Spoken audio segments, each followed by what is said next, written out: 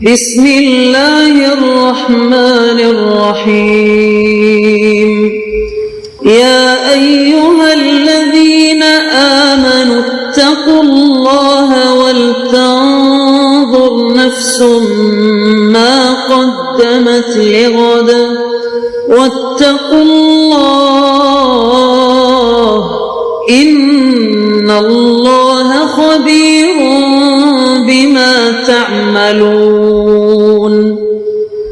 اے ایمان والو، اللہ سے ڈرتے رہو اور ہر شخص کو دیکھنا چاہیے کہ اس نے کل یعنی آخرت کے لیے کیا سامان بھیجا ہے، اور ہم پھر کہتے ہیں کہ اللہ سے ڈرتے رہو، بے شک اللہ تمہارے سب اعمال سے خبردار ہے۔ بسم اللہ الرحمن الرحیم، الحمد للہ رب العالمین، والصلاة والسلام على اشرف الانبیاء والمرسلین وعلى آلہ واصحابہ اجمعین ومن تبعہم بإحسان الى یوم الدین۔ قابل صد احترام حضرات شائقین و شائقات سچا پیغام، السلام علیکم ورحمۃ اللہ وبرکاتہ۔ آج کی محفل میراث النبی کے نورانی پروگرام میں آپ کا استقبال ہے۔ اہلا و سہلا مرحبا۔ ہم آپ تمام حضرات و مستورات کا خیر مقدم کرتے ہیں۔ محترم حضرات و خواتین، تعلیم کا آغاز ہو رہا ہے۔ سب سے پہلے آداب تعلیم کا لحاظ کرتے ہوئے تعلیم کی طرف متوجہ ہو جائیں۔ پورے دھیان سے سننا، عمل کی نیت سے سننا اور تبلیغ کی نیت سے سننا، یعنی سنی ہوئی باتیں دوسروں تک پہنچانے کے جذبے سے سننا۔ چند خاص آداب تعلیم ہیں، امید ہے کہ آپ حضرات ان آداب کا ضرور خیال رکھیں گے۔ جزاکم اللہ۔ بسم اللہ الرحمن الرحیم۔ حضرت ابو ہریرہ رضی اللہ عنہ سے روایت ہے کہ رسول اکرم صلی اللہ علیہ وسلم نے ارشاد فرمایا، سورہ بقرہ میں ایک آیت ہے جو قرآن مجید کی تمام آیتوں کی سردار ہے۔ وہ آیت جیسے ہی کسی گھر میں پڑھی جائے اور وہاں شیاطین ہوں تو فوراً نکل جاتے ہیں۔ وہ آیت آیت الکرسی ہے۔ حضرت ابو ہریرہ رضی اللہ عنہ فرماتے ہیں کہ رسول اکرم صلی اللہ علیہ وسلم نے صدقہ فطر کی نگرانی پر مجھے مقرر فرمایا تھا۔ ایک آدمی آیا اور دونوں ہاتھ بھر کر غلہ لینے لگا۔ میں نے اسے پکڑ لیا اور کہا، میں تجھے ضرور رسول اکرم صلی اللہ علیہ وسلم کے پاس لے چلوں گا۔ اس نے کہا، میں ایک محتاج ہوں، میرے اوپر میرے گھر والوں کا بوجھ ہے، میں سخت ضرورت مند ہوں۔ حضرت ابو ہریرہ رضی اللہ عنہ فرماتے ہیں، میں نے اسے چھوڑ دیا۔ جب صبح ہوئی تو رسول اکرم صلی اللہ علیہ وسلم نے مجھ سے فرمایا، ابو ہریرہ، تمہارے قیدی نے کل رات کیا کیا؟ اللہ تعالیٰ نے آپ کو اس واقعے کی خبر دے دی تھی۔ میں نے عرض کیا، اے اللہ کے رسول، اس نے اپنی شدید ضرورت اور اہل و عیال کے بوجھ کی شکایت کی، اس لیے مجھے اس پر رحم آ گیا اور میں نے اسے چھوڑ دیا۔ آپ صلی اللہ علیہ وسلم نے فرمایا، خبردار رہنا، اس نے تم سے جھوٹ بولا ہے، وہ دوبارہ آئے گا۔ مجھے رسول اکرم صلی اللہ علیہ وسلم کے فرمان کی وجہ سے یقین ہو گیا کہ وہ آدمی دوبارہ آئے گا۔ چنانچہ میں اس کی طاق میں لگا رہا۔ وہ دوبارہ آیا اور اپنے دونوں ہاتھوں سے غلہ بھرنا شروع کر دیا۔ میں نے اسے پکڑ کر کہا، میں تجھے رسول اکرم صلی اللہ علیہ وسلم کے پاس ضرور لے چلوں گا۔ اس نے کہا، مجھے چھوڑ دیجئے، میں ضرورت مند ہوں، میرے اوپر بال بچوں کا بوجھ ہے، اب آئندہ میں نہیں آؤں گا۔ مجھے اس پر رحم آیا اور میں نے اسے چھوڑ دیا۔ جب صبح ہوئی تو رسول اکرم صلی اللہ علیہ وسلم نے مجھ سے پھر فرمایا، ابو ہریرہ، تمہارے قیدی کا کیا ہوا؟ میں نے عرض کیا، اے اللہ کے رسول، اس نے اپنی شدید ضرورت اور اہل و عیال کے بوجھ کی شکایت کی، اس لیے مجھے اس پر رحم آ گیا۔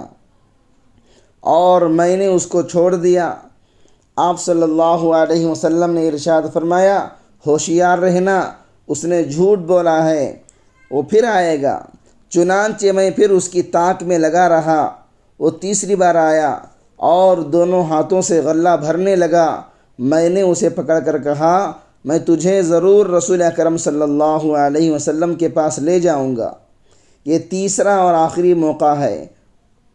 تو نے کہا تھا آئندہ نہیں آؤں گا، مگر تو پھر آ گیا۔ اس نے کہا، مجھے چھوڑ دو، میں تمہیں ایسے کلمات سکھا دوں گا کہ اللہ تعالیٰ ان کی وجہ سے تمہیں نفع پہنچائیں گے۔ میں نے کہا، وہ کلمات کیا ہیں؟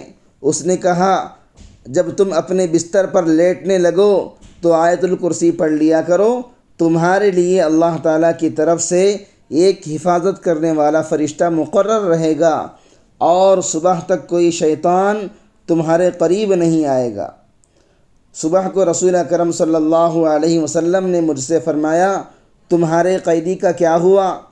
میں نے عرض کیا، اس نے کہا تھا کہ وہ مجھے چند ایسے کلمات سکھائے گا جن سے اللہ تعالیٰ مجھے نفع پہنچائیں گے، تو میں نے اس مرتبہ بھی اسے چھوڑ دیا۔ رسول اکرم صلی اللہ علیہ وسلم نے فرمایا، وہ کلمات کیا تھے؟ میں نے کہا، وہ یہ کہہ گیا ہے، جب تم اپنے بستر پر لیٹنے لگو تو آیت الکرسی پڑھ لیا کرو، تمہارے لیے اللہ تعالیٰ کی طرف سے ایک حفاظت کرنے والا فرشتہ مقرر رہے گا، اور صبح تک کوئی شیطان تمہارے قریب نہیں آئے گا۔ راوی کہتے ہیں، صحابہ کرام رضوان اللہ تعالی علیہم اجمعین خیر کے کاموں پر بہت زیادہ حریص تھے، اس لیے آخری مرتبہ خیر کی بات سن کر اسے چھوڑ دیا۔ آپ صلی اللہ علیہ وسلم نے ارشاد فرمایا، غور سے سنو، اگرچہ وہ جھوٹا ہے لیکن تم سے سچ بول گیا ہے۔ ابو ہریرہ، تم جانتے ہو کہ تم 3 راتوں سے کس سے باتیں کر رہے تھے؟ میں نے کہا، نہیں۔ آپ صلی اللہ علیہ وسلم نے ارشاد فرمایا، وہ شیطان تھا جو اس طرح مکر و فریب سے صدقات کے مال میں کمی کرنے آیا تھا۔ حضرت ابو ایوب انصاری رضی اللہ عنہ کی روایت میں ہے کہ شیطان نے یوں کہا، تم اپنے گھر میں آیت الکرسی پڑھا کرو، تمہارے پاس کوئی شیطان، جن وغیرہ بالکل بھی نہیں آئے گا۔ حضرت ابی بن کعب رضی اللہ عنہ روایت کرتے ہیں کہ رسول اکرم صلی اللہ علیہ وسلم نے مجھ سے ارشاد فرمایا، ابو المنذر، یہ حضرت ابی بن کعب رضی اللہ عنہ کی کنیت ہے، کیا تم جانتے ہو کہ کتاب اللہ کی کون سی آیت تمہارے پاس سب سے زیادہ عظمت والی ہے؟ میں نے عرض کیا، اللہ اور اس کے رسول ہی سب سے زیادہ جانتے ہیں۔ محترم ناظرین کرام، اس دینی اور ایمانی بیان کو سننے کے دوران ہی اس کو لائک کر دیجئے اور شیئر بھی کر دیجئے تاکہ دوسرے بھی اس سے فائدہ اٹھا سکیں۔ اللہ آپ کو جزائے خیر عطا فرمائے۔ رسول اکرم صلی اللہ علیہ وسلم نے دوبارہ پوچھا، ابو المنذر، کیا تم جانتے ہو کہ تمہارے پاس کتاب اللہ کی سب سے عظیم آیت کون سی ہے؟ میں نے عرض کیا، اللہ لا الہ الا هو الحی القیوم، یعنی آیت الکرسی۔ آپ صلی اللہ علیہ وسلم نے میرے سینے پر ہاتھ مارا، گویا اس جواب پر شاباشی دی، اور ارشاد فرمایا، ابو المنذر، تجھے علم مبارک ہو۔ ایک روایت میں آیت الکرسی کے بارے میں فرمایا، قسم ہے اس ذات کی جس کے قبضے میں میری جان ہے، اس آیت کی ایک زبان اور 2 ہونٹ ہیں جو عرش کے پائے کے پاس اللہ رب العزت کی پاکی بیان کرتے ہیں۔ حضرت ابو ہریرہ رضی اللہ عنہ سے روایت ہے کہ رسول اکرم صلی اللہ علیہ وسلم نے ارشاد فرمایا، ہر چیز کی کوئی چوٹی ہوتی ہے جو سب سے اوپر اور بالا تر ہوتی ہے۔ قرآن کریم کی چوٹی سورہ بقرہ ہے، اور اس میں ایک ایسی آیت ہے جو قرآن مجید کی ساری آیتوں کی سردار ہے، وہ آیت الکرسی ہے۔ حضرت فضالہ ابن عبید اور حضرت تمیم داری رضی اللہ عنہ سے روایت ہے کہ رسول اکرم صلی اللہ علیہ وسلم نے ارشاد فرمایا، جو آدمی کسی رات 10 آیتوں کی تلاوت کر لے، اس کے لیے ایک قنطار لکھا جاتا ہے، اور قنطار دنیا اور دنیا میں جو کچھ بھی ہے ان سب سے بہتر ہے۔ حضرت ابو ہریرہ رضی اللہ عنہ روایت کرتے ہیں کہ رسول اکرم صلی اللہ علیہ وسلم نے ارشاد فرمایا، جو آدمی رات میں 10 آیتوں کی تلاوت کر لے وہ اس رات اللہ کی عبادت سے غافل رہنے والوں میں شمار نہیں ہوتا۔